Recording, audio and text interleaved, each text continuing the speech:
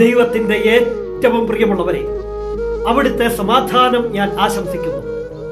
ഇന്ന് കർത്താവ് നമുക്ക് നൽകുന്ന ദൂത് സങ്കീർത്തനങ്ങൾ 121:3.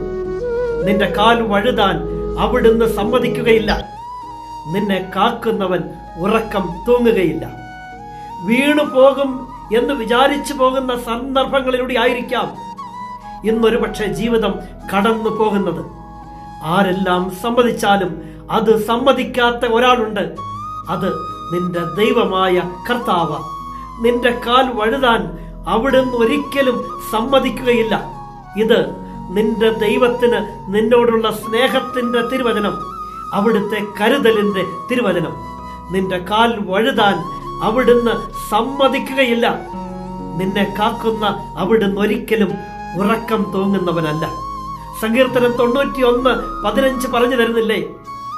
അവൻ വിളിച്ചപേക്ഷിക്കുമ്പോൾ അവിടുന്ന് ഉത്തരമരുളും, അവന്റെ കഷ്ടതയിൽ അവിടുന്ന് അവനോട് ചേർന്ന് നിൽക്കും, എന്നിട്ട് മോചിപ്പിച്ച് മഹത്വപ്പെടുത്തും. അതാണ് ദൈവം. അങ്ങനെ അല്ലായിരുന്നെങ്കിൽ പിന്നെ എങ്ങനെയാ മോശ നയിച്ച ജനം അത്ഭുതത്തിന്റെ ദേശത്ത് എത്തിച്ചേർന്നത്? 10 മഹാമാരികൾ അയച്ച് അവരുടെ ശത്രുക്കളെ ദൈവം പീഡിപ്പിച്ചില്ലേ? ചെങ്കടലിനെ 2 മുറിച്ചു കൊടുത്തിട്ട് അതിന്റെ നടുവിലൂടെ ദൈവം അവരെ നടത്തിയില്ലേ? മാറയിലെ ജലത്തെ അവിടുന്ന് മധുരിപ്പിച്ചില്ലേ? അവരുടെ കൂടാരങ്ങൾക്ക് മുകളിൽ മഞ്ഞ് പൊഴിയുമ്പോൾ മന്നയും ദൈവം പൊഴിച്ചു കൊടുത്തില്ലേ?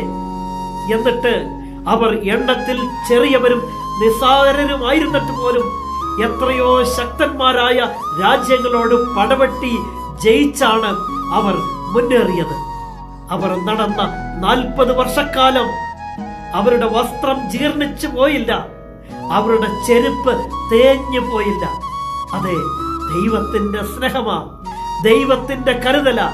അങ്ങനെയെങ്കിൽ നീ വീണുപോകാൻ ഒരിക്കലും ദൈവം സമ്മതിക്കുകയില്ല. പൊട്ടക്കിണറ്റിൽ നിന്നും ജോസഫിനെ കൊട്ടാരത്തോളം അവിടുന്ന് എത്തിച്ച് ഒരു രാജ്യത്തിന്റെ ഭരണാധികാരിയാക്കി മാറ്റിയില്ലേ? തീച്ചുളയിൽ എറിയപ്പെട്ട 3 യുവാക്കൾക്ക് ഒരു പോറൽ പോലും ഏൽക്കാതെ അവിടുന്ന് സംരക്ഷിച്ചില്ലേ?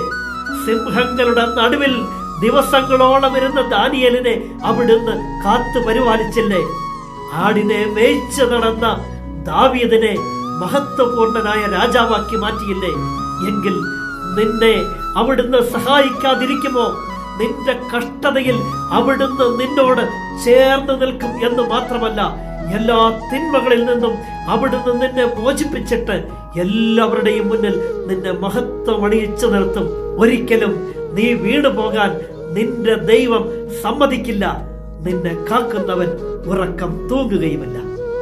നിന്റെ ദൈവം നിന്നെ സമൃദ്ധിയായി അനുഗ്രഹിക്കട്ടെ.